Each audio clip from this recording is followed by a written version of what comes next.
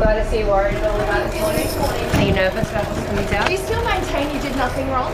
Did you breach the public's trust? It began with just 3 words, nearly 3 years ago. And that developed into a close personal relationship. Then Premier Gladys Berejiklian dropping a bombshell that she'd been in a secret relationship with disgraced former Liberal MP Daryl Maguire for years. I didn't feel the relationship had sufficient substance for it to be made public. A relationship which continued even after she sacked him from her ministry over corruption. What did you mean by him always being your numero uno? The anti-corruption watchdog, which was investigating Mr Maguire, expanding to focus on the conduct of Berejiklian herself as the Premier resigned in a dramatic fall from grace. History will demonstrate that I've always executed my duties, again, with the highest level of integrity. Finally, today, the corruption watchdog handed down its verdict. The report today makes serious corrupt conduct findings against 2 individuals. Concluding, Berejiklian, a leader who had been a stickler for the rules, broke them by failing to report suspicions about Maguire and his dodgy business dealings to ICAC. I don't need to know about that bit.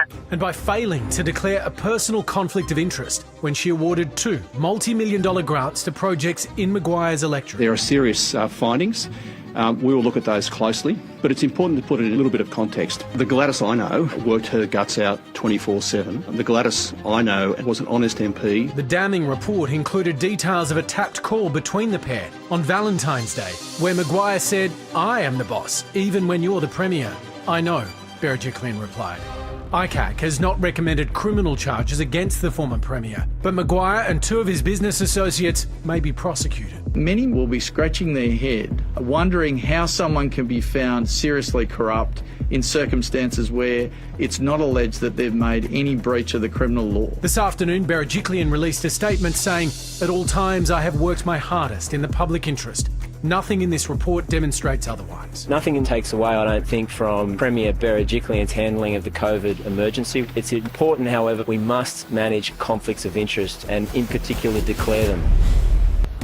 I think if an election was held right now, Gladys Berejiklian might still be one of the most popular politicians in New South Wales. But what was really interesting about this was a reminder to all politicians that you still need to act with integrity. There's no doubt she did a great job through COVID and she led the state well, but you still need to act with integrity, and integrity is hard when it's in a personal relationship, but that's when the public expect their politicians to stand up and actually make the right call. I thought what stood out today was actually her response saying, and it was pretty straight, it was a pretty simple response saying nothing in this report demonstrates otherwise in terms of her commitment to public service and public interest. And I think that actually stands in contrast to the way she carried herself as a leader. If you lived in New South Wales during the pandemic, regardless of where you stood politically, it was hard not to be impressed with the way she managed it all and led the state and offered a sense of integrity and clarity about, pretty hard rules. And so I think responding to these findings of corrupt actions today in that way was kind of disappointing based on what we knew her to be in terms of the way she leads publicly.